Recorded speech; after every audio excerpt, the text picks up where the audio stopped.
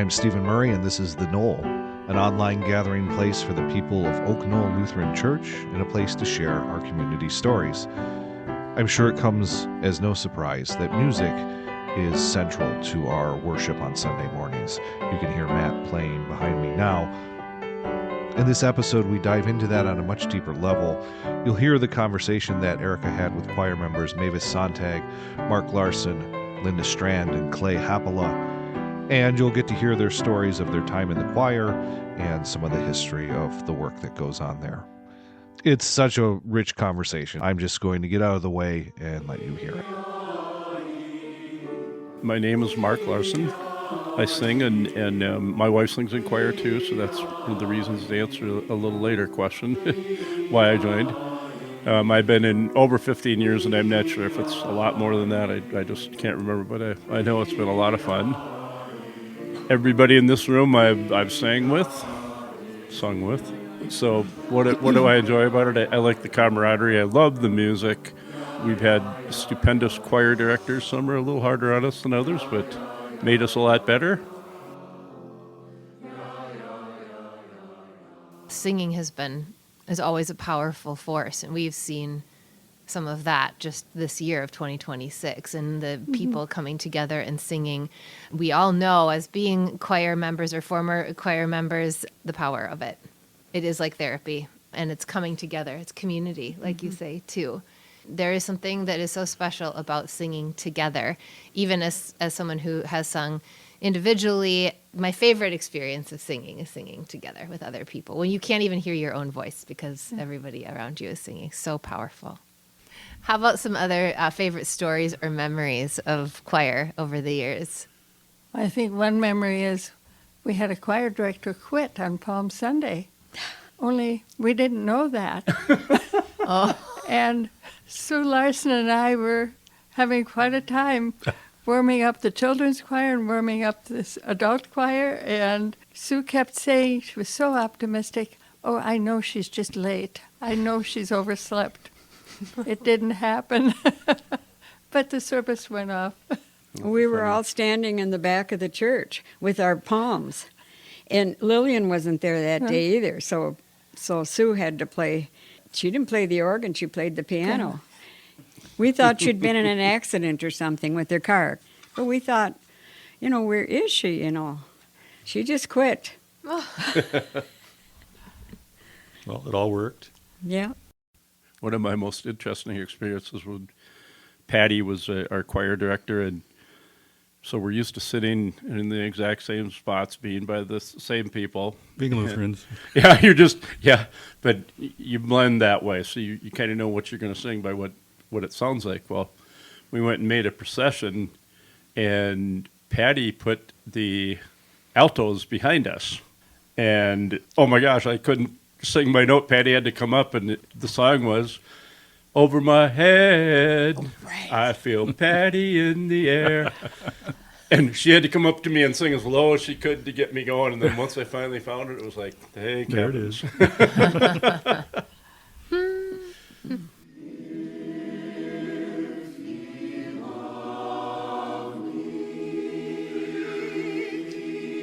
My name is Mavis Sonntag. I joined choir. I was 28 years old in 1962. Eleanor Haltgren was a member of Knoll, and she sang in the choir. She was an alto, and she invited me to choir practice. And I've been singing ever since. I hope I can sing a few more years.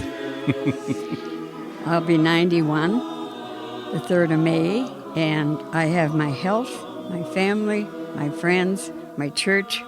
I'm very blessed. And I enjoy choir. I look forward to every Wednesday night and Sunday mornings.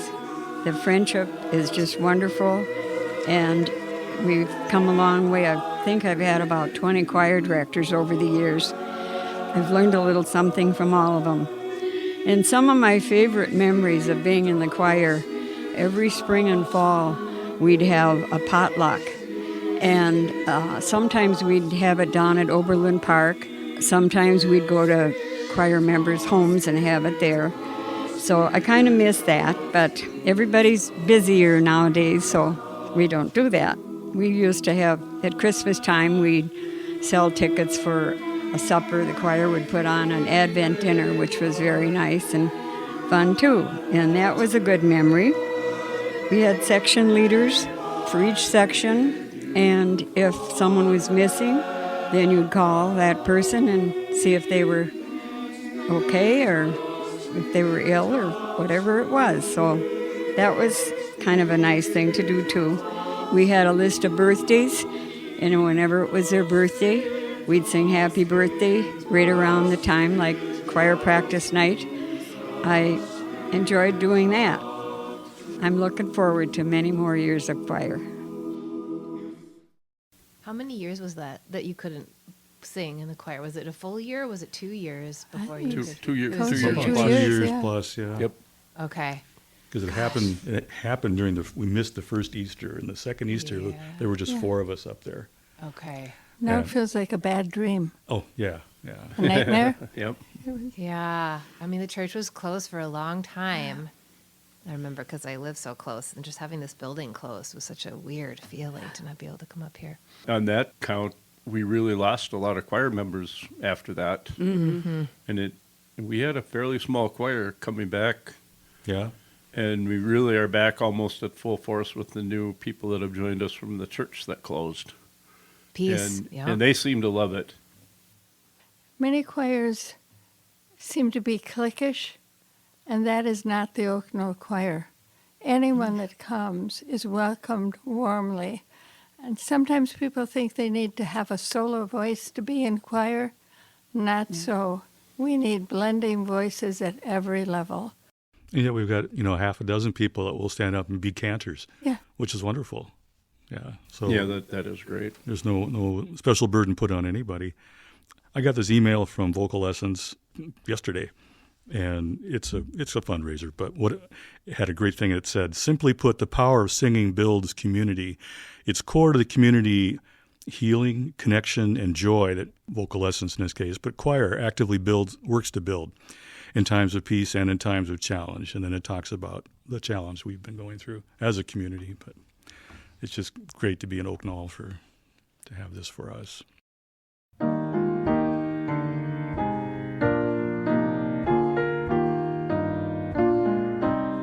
I'm Linda Strand. I've been in the Oak Knoll Choir since, I think it's like 1977. So I guess it's almost 50 years. That's a little scary. But I've enjoyed it so much. It's a group of people that are friendly, and we become friends. I don't see this as a performance. It's participatory. Our worship services are participatory. And being a part of the choir, we get to share that message. Whatever we're singing, the words are so important. How I got started, I always sang. We had a family, I was from a family of 7 kids. We had our own choir, and we sang all the time. And I went to a little country church that was called the Singing Church. So we sang from the time we could hardly walk until we left for college. And when I went to college, I was lucky enough to get into Luther College's Nordic Choir all 4 years.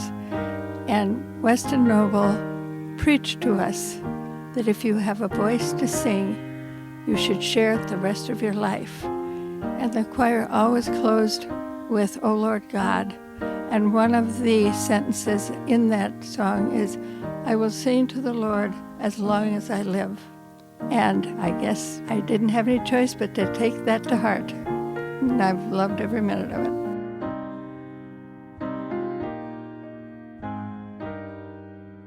Well, I directed for a year, remember, as an Right. interim director. Right. And remember, I would, at the end, I would say, that's material evidence of the Holy Spirit. Yeah. It all worked.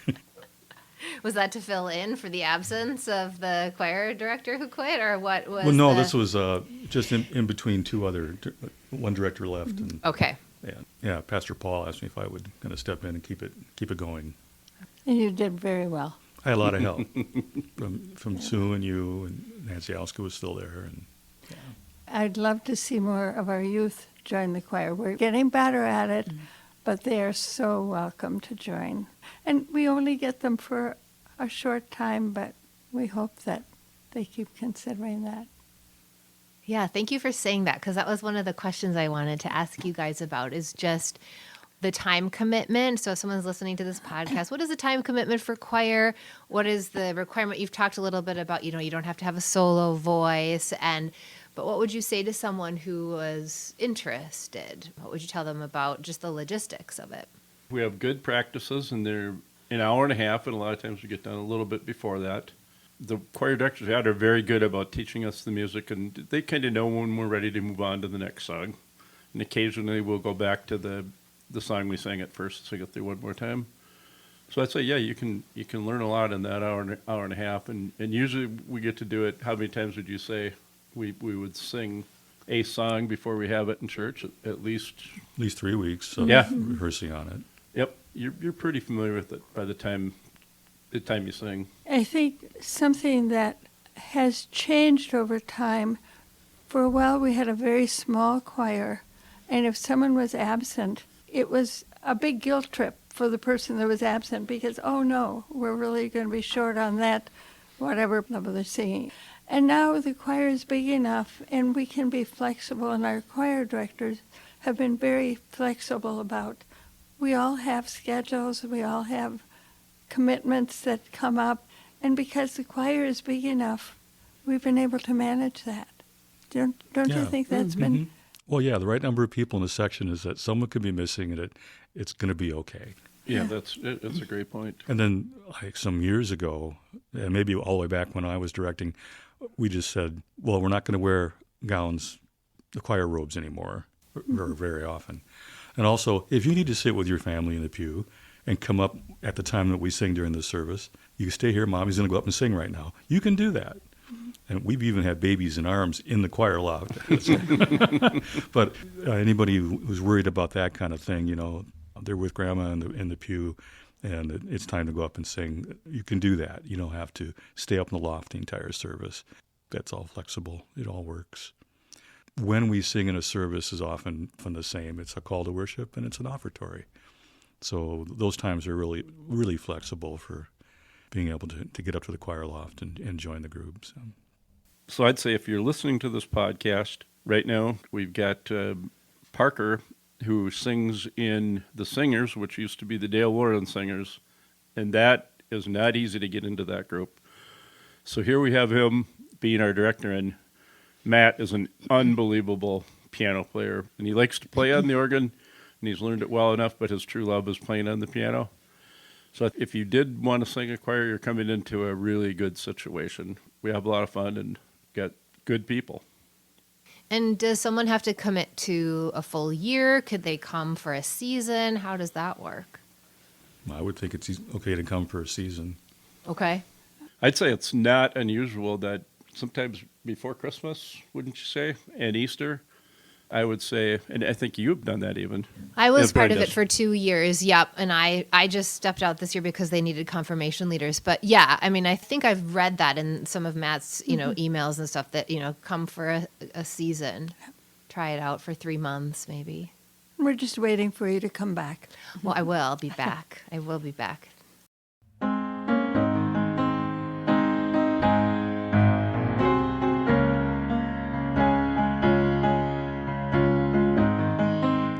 My name's Clay Haapala, and I've been singing in this choir for about 29 years. And I didn't much sing in a choir before this.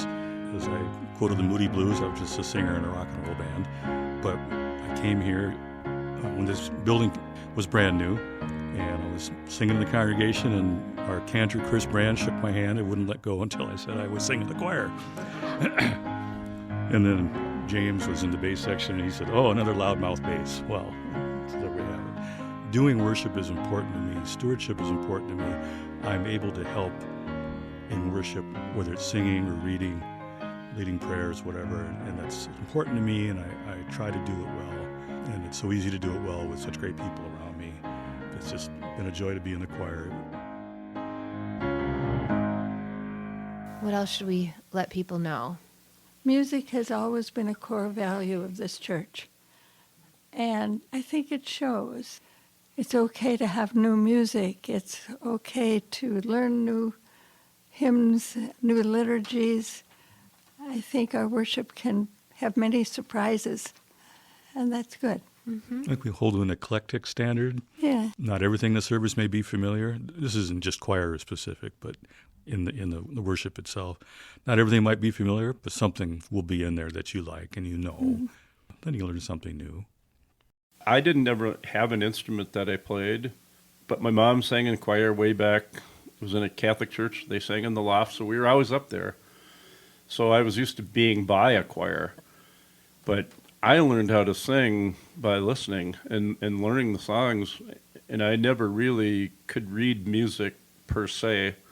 Now, after you sing in the choir for a long time, you start to get a feel for where the notes are going, but it's certainly, for me, I can sing in a choir not being able to read music very well.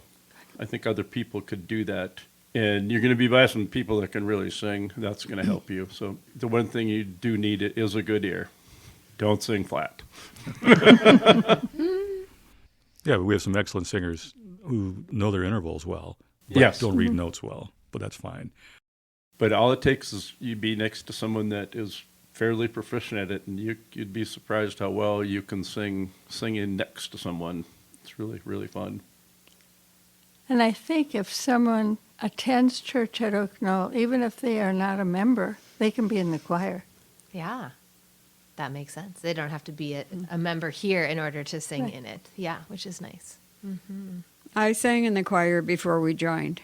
And I'll say one of the funnest times I've had is Clay and I singing duets. Yeah.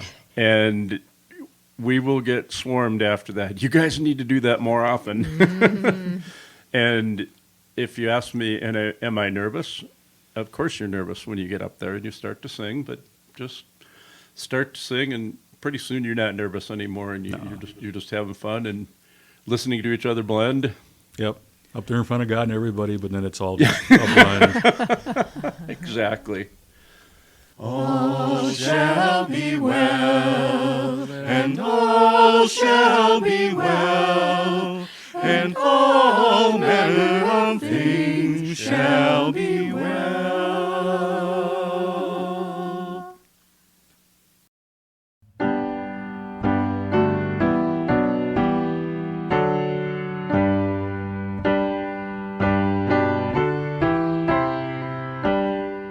The Knoll is a production of Oak Knoll Lutheran Church in Minnetonka, Minnesota.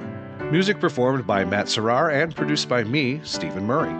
If you would like to learn more about Oak Knoll Lutheran Church, please visit us on the web at oklutheran.org or check out the live stream of our Sunday worship on YouTube every week at 9:30 Central. If you would like to share your story as part of the Knoll podcast, you can find information on how to get involved on our website. Thanks for listening, and God bless.